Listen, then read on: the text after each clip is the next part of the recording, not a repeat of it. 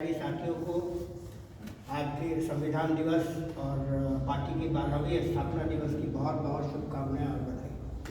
मैं देवेंद्र कुमार चौधरी पार्टी का एक कार्यकर्ता हूं और मैं पार्टी में इस निर्णय के साथ आया हूं। जिस दिन मैं पहली बार पार्टी कार्यालय में राजेश जी के साथ आया था, मैंने बोर्ड पढ़ा था। बोर्ड पे मैंने उनका संदेश पढ़ा था अरविंद केजरीवाल जी का, जिसमें उन्होंने कहा था कि अगर आप किसी लालच से, किसी स्वार्थ से, आप कोई पद पाने के लिए, आप चुनाव लड़ने के लिए या आप किसी कमेटी के मेंबर बनने के लिए इस पार्टी में आ रहे हैं तो आप गलत जगह आ रहे हैं। आप अभी से निर्णय ले लें और उसी हिसाब से आप अपना काम करें।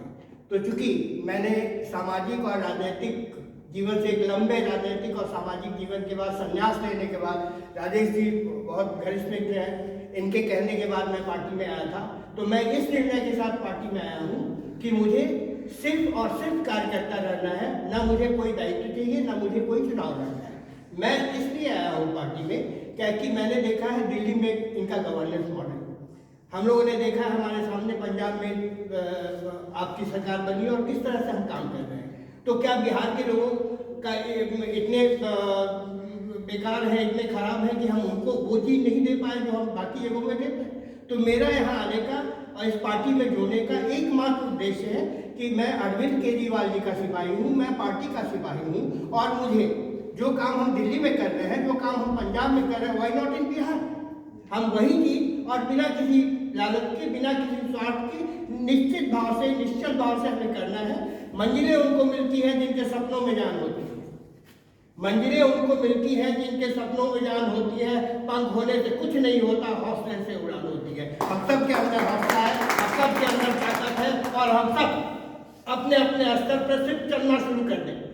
बिल्कुल ये मत देखिए कि फलां क्या कर रहा है, वो क्या कर रहा है, वो क्या कर रहा है। ये देखिए कि मैं क्या कर रहा हूँ, मैं पार्टी को क्या दे सकता हूँ, कितना दे सकता हूँ, वो सबसे ज़्यादा इम्पोर्टेंट है। इसी के साथ मैं एक छोटी सी कहानी कहते हुए अपनी बात समाप्त करूंगा। एक बार एक जंगल में आग लगी, सभी जानवर लोग आग बुझाने में लग गए। एक गौरैया थी छोटी सी, वो भी अपने चोट में बालू भरती थी, पानी भरती थी और उसके ऊपर डालती थी जंगल के आग। एक कौवा बैठ के तमाशा देख रहा था। कौवे ने कहा, अरे गौरैया, तुम्हारे पानी डालने से क्या होगा, क्या जंगल की आग बुझेगी? गौरैया ने जवाब दिया कि कौवा भाई, जंगल की आग बुझे या ना बुझे ये तो मुझे नहीं मालूम है, लेकिन जब भी भविष्य में इस आग की चर्चा होगी तो मेरा नाम आग बुझाने वालों में होगा और तुम्हारा नाम बैठ कर तमाशा देखने वाले होगा। अब ये हमें निर्णय देना है, हमें डिसीजन लेना है, हमें ये डिसाइड करना है कि हमें करना क्या है, हम चाहते क्या है, हमारे जीवन का पर्पस क्या है, हम क्यों आए हैं पार्टी में।